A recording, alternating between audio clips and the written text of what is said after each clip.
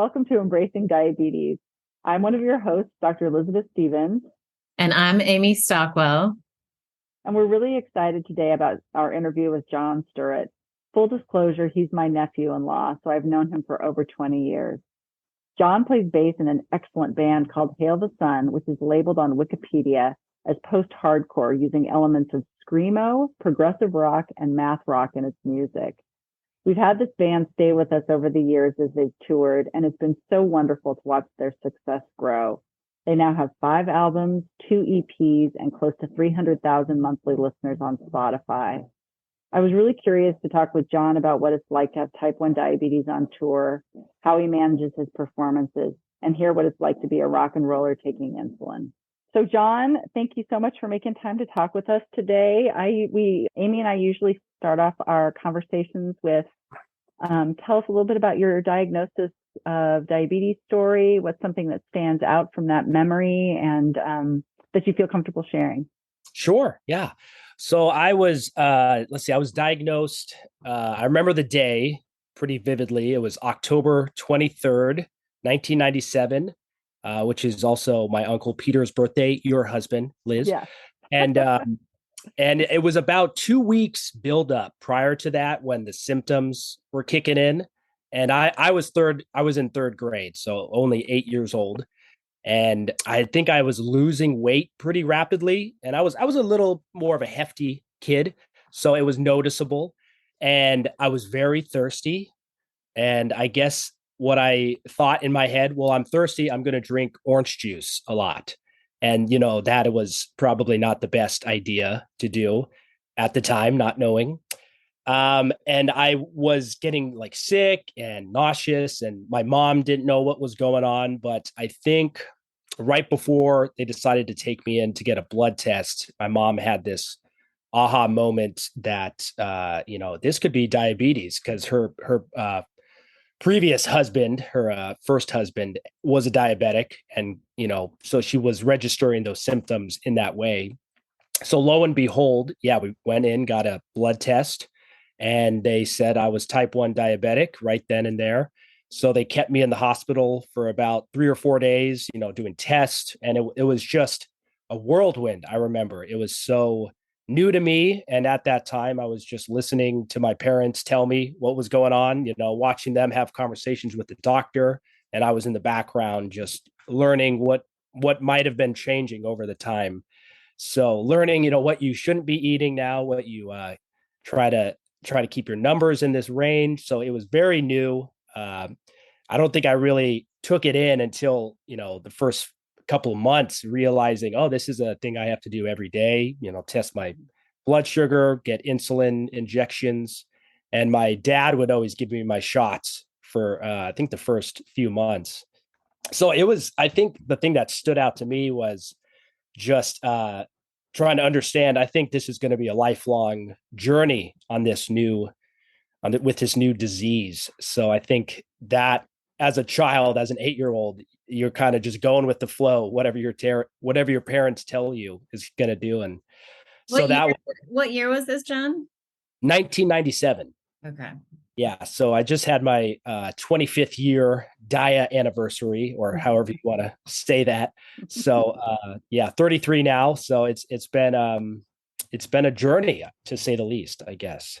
Yeah. So still going with it. I remember feeling scared, like being that young. I was 14 when I was diagnosed, and Liz you were in your 20s. Yeah. Do you remember feeling scared at all, or or did you not understand enough about it to even be scared? I think it was more of that, just more confusion and not fully understanding what it was entailing and how it was, this could be will be a lifelong disease until any kind of cure is made. So not so much, I wasn't scared. I don't remember that. It was more just listening to my parents telling me, hey, this is what we have to do now. And I remember vividly, like, them saying, like, you shouldn't eat ketchup anymore because it was like high sugar.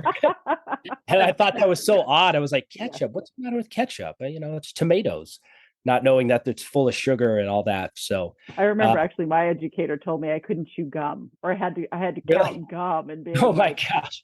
Really? Yeah. I don't even Yeah. chew sugar gum. Yeah, I know. Yeah, like the stuff you There's remember. there's so many little things when you learn about and what you should try I not was to eat.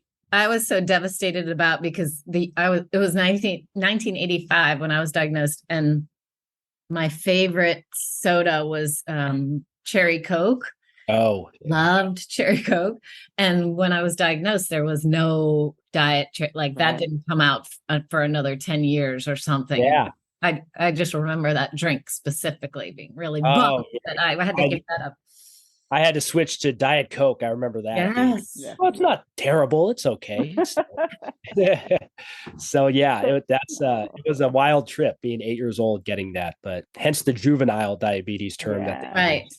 Yeah. So- Did your parents, looking back now, did you feel like your parents were overprotective? Like, did they try to, which would be very understandable, did they try to keep you close to home and kind of keep you safe because of diabetes? Yeah, I think they did a pretty good job. I don't remember them being too overbearing. I think the first few months definitely was a transition for our family.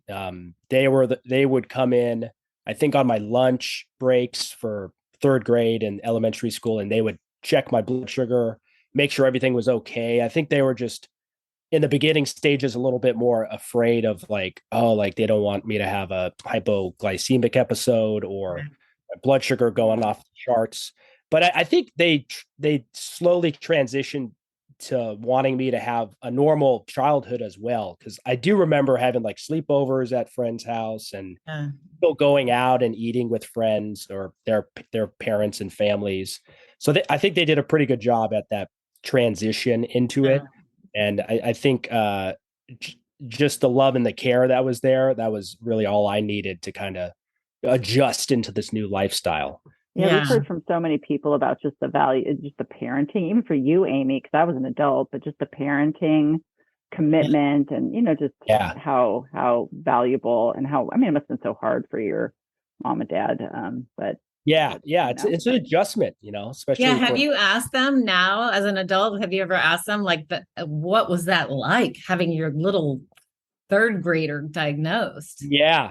I think we've had some conversations about it. I should bring it up again and just get, 25 years later, what was it like? But I'm pretty sure my mom was probably freaking out on the inside, and my dad, was just going along with it too, and he was very helpful. And what they would cook for dinner and lunch was like they had to kind of change that sort of aspect to my diet. Siblings, or are you only? I do. I have an older sister, Lindsay, and I have an older half brother, Justin, who is also type 1 diabetic. Oh, no way. Yeah. Which is interesting because his father was the diabetic. So there wasn't a clear cut like bloodline that was like, oh, this probably came from Aunt Mary or whoever. Right. So that's interesting. But we've always talked about our family having autoimmune disease issues. Yeah. My sister has, like intestinal problems. She thought she had Crohn's disease for a while. Yeah. Maybe it's just IBS, and hypothyroidism is in our family. Yeah. So there's something in the genetic code that always lines up. So yeah. Did that help you did that other brother live in your house? Like, did it help to have an older brother who knew what to do? Or well, so interesting. So he's 12 years older than me. He wasn't diagnosed until he was 29, I believe. Okay. So I had already had diabetes for well over 10 years. So it was kind of the opposite. Like once he got it, he was coming to me like, what do I do? What should I not do? And so it was a very interesting dynamic to be like, it's going to be okay. You're going to be fine. You just got to do this and try not to do that and monitor. So, but it's good. We still have conversations about, how our numbers have been or what he's been up to. So it is helpful to have a family member, I guess, like that to chat with about. Yeah. So then hail the sun. So tell us a little bit about kind of the backstory, how you guys met and how you came together as a band. I feel like I know the story, but just for our listeners. Oh, sure. Yeah. So I'm in a band. I play a bass in this band. We all met in college at Chico State University in Northern California. That was, let's see, I think the band got together in 2009. They had another bass player before me, and then I think he left, and that's when Shane, my guitarist, and somebody I was with in the dormitories at Chico, he was like, "Why don't you come play with us?" And he knew I played music, and I knew of Hail the Sun at that time, so that's when we decided to start playing together, and we decided to do a tour that January of 2010. And that's kind of what piqued my interest. I had always wanted to go on a tour with a band. In my head growing up, I always wanted to be a musician, performing in front of people. So it just kind of seemed to link, pathways with what they wanted, what I wanted. And we've been going ever since. We've been touring for 12 years now, and still doing it. So and we still get along somehow. We still like each other. So we're still friends, still laugh a lot. So I guess that's the forming of the band. What else? What's it been like having, I know that, and we'll have a clip of the music that you guys play, and we've seen you many times, and I know you guys are all very close, but what was it like, as a musician, having diabetes, being on tour? What were some of the challenges, and any stories or things that stood out for you? Yeah, that would sure. be really hard. I remember seeing you guys, and because you would stay at our house, and just the van situation, and sleeping, and oh my goodness. So did you ever have low blood sugar on stage, or like really high blood sugar? On stage? So it's been a journey for that. As we started out, we were very broke and just, feeding ourselves whatever we could. So that meant, traveling, and either the van came a few years later. So before that, it was like a car, and we'd all just jam ourselves in there. And then you would hope to make a little bit of money to pay for gas for the next to get to the next show. So being that low on the money end, the food is really what it was hard for me, because most of us could only afford fast food, and that's not the best diabetic food for anybody. So I noticed early on there was some challenges, and I think also not getting enough sleep was hard. That's something I've learned over the years. It's like sleep can really help level. Obviously we all need sleep, but for your leveling of numbers and all that. So getting further into our touring career, we did get a van. It was helpful, but you would still have to drive all day. So that means you're sitting for a lot of hours, not getting a lot of exercise. And then you get to the venue and you're jumping around and playing a lot. So it definitely caused some ups and downs. And that was a tricky thing to level out. As far as like on stage, I've been pretty fortunate. I think for me, I would always check a few times leading up until we played to make sure I wouldn't go down. And it was almost quite the opposite. I think with that adrenaline rush on stage and the exercise, you might think it would drop, but I think my blood sugars tend to go up a little bit. And then maybe an hour after the show is when they start to drop. So that's what I've learned, is like I have to have at least some kind of meal right after stage to level it out and keep that even. But nowadays we have a bigger budget. We have some of these last tours, we rent more of a wagon or like a minibus, and then we hire a driver. So what's great about that is these, minibuses, they have bunks in the wagon. So our driver, after a show, will drive to the next city overnight. So we get our sleep. We don't have to worry about it. You wake up in the next city, and then you can be moving around, do some exercise if you like. And eating better has definitely gotten to that point. So not eating just fast food, eating healthy food or whatever you can. And so that's been a good journey for us, and just learning how my body works over the years with that. But it's been some challenging times for sure, I would say. Do you wear a pump, or do you manage with injections? Yeah, I still manage with injections. I'm kind of old school like that. I've had diabetic friends who've gone on the pump, and some of them like it. Some of them were not the biggest fans of having something connected to them at all times. But I know like it would probably be very beneficial for my lifestyle and whatnot. I just haven't crossed over to that next one. I'm kind of the old style thinking. I'd like to just take my shots when I can. But Liz did get me onto the what do you call it, the freestyle, so that's been very helpful. And I love because I loved it for me because it kept me from being too OCD, with Dexcom. I can see every single second. I can see where it's going and if it's going up or if it's going down. But with Libre, I only had to look at it, when I wanted to look at it. So it just gave me a little more freedom, I felt like. Yeah, it's very nice seeing. I love the graph, seeing if you're going up or down. And, before that, if you're checking your blood sugar, you just see the number. Right. You don't know if it's up, down, middle. So that's been very beneficial. So thank you, Liz, for that. Glad to have helped. I think I just tried to imagine I think as time has gone on, just having being able to see the changes and the arrows is it's so helpful to know kind of what direction you're going in. It's really, really helpful. Have you ever crossed paths with anyone else who has diabetes on the road? I've come across a couple fans, which was fun because that's always a fun conversation to bring up. Like, oh, you're type 1, I'm type 1. So other musicians, I don't think I've come across too many. I do know of a few in the professional industry, diabetics who are on the road a lot. So it's fun to watch their stories and learn from what they've done over their multiple years of touring and see how they manage it. And everyone's got a different approach, I think. But, I think exercise, sleep, and eating right is definitely the best way to go about it.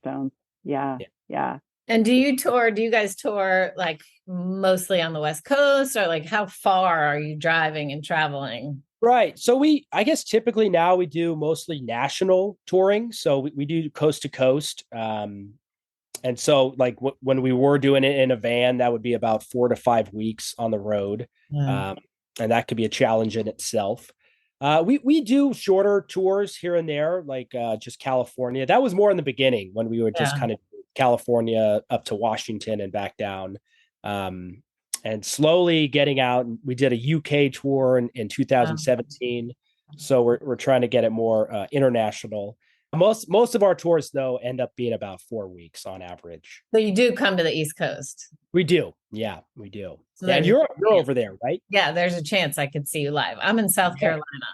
Maybe we'll be by. Maybe you'll be back. That would be so exciting to meet you in person. Put you on the list. So what are some things that you're looking forward to, John? Some things that are going well or things that you kind of like the band is excited about or that you're excited about that's coming up in terms of your art and craft?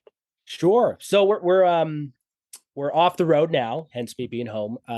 We have an album that was recorded through February last year up until the summer. So that's kind of our next step is just getting everything in order, artwork and picking singles. So kind of the fun build up until we will release it. We're hoping for probably springtime of next year. And then usually when we release an album is the touring picks up again. So you can, promote it. So we're looking at a January tour and then hopefully another headliner tour coming out in May, June area. So yeah, just the buildup of that's really exciting and looking forward to new shows, new fans, new experiences.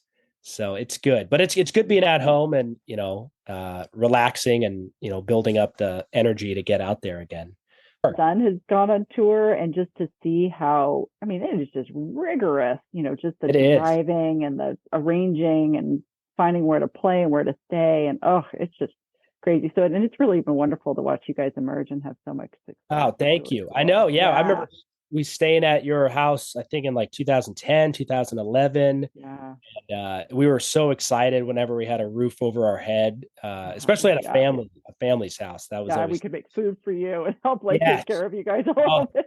Home cooked meals. That's what it was all about back then. So it is tough. It's not the most glorious in the beginning if you're trying to start out. It's a tough industry for sure, but it's been great for us to see the growth firsthand and to be where we are now. I think we're just very humbled by it and still able to bring people out to shows, new people, old fans.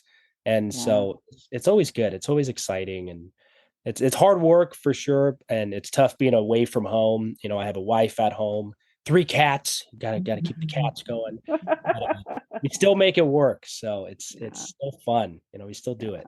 And there must be renewed energy for you guys to get on the road after the pandemic, traveling at all. So I would think everybody's kind of fired up to get out there and play live.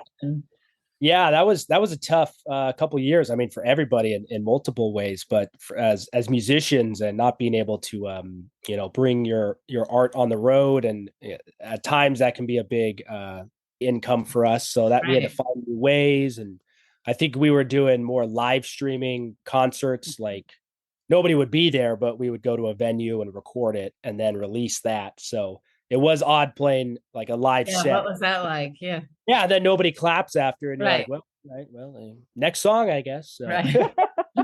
Feed off the audience so much. So when you don't have that, it's a little strange. But yeah, once we got back on the road, it was, like you just said, a renewed energy. And I think we all just felt so grateful we could keep doing it. And still doing it now. So looking forward to more shows and all that. Yeah.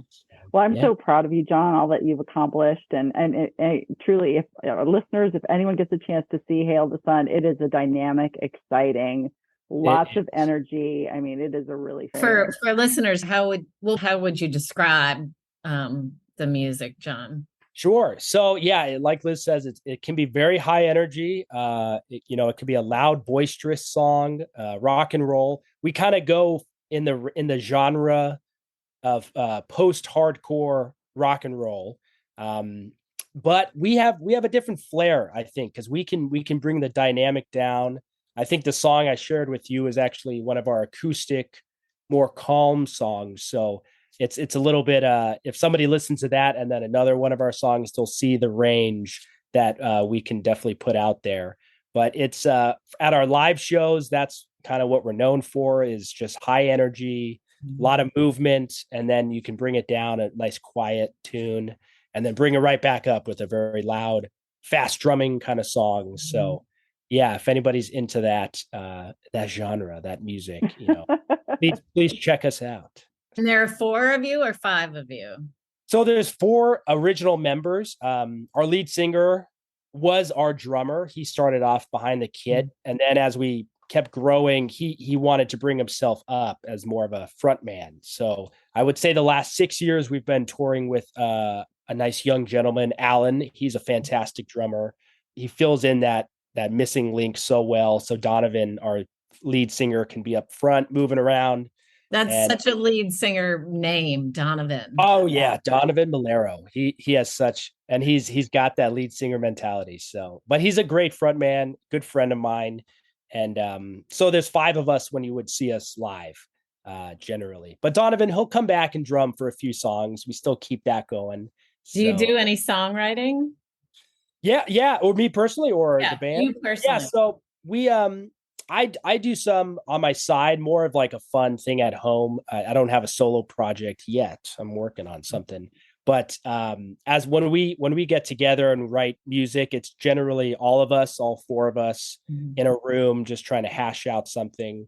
It's very guitar driven, I would say. So it almost starts with the guitarist, and then we'll fill it in with everything else that comes around to make a song.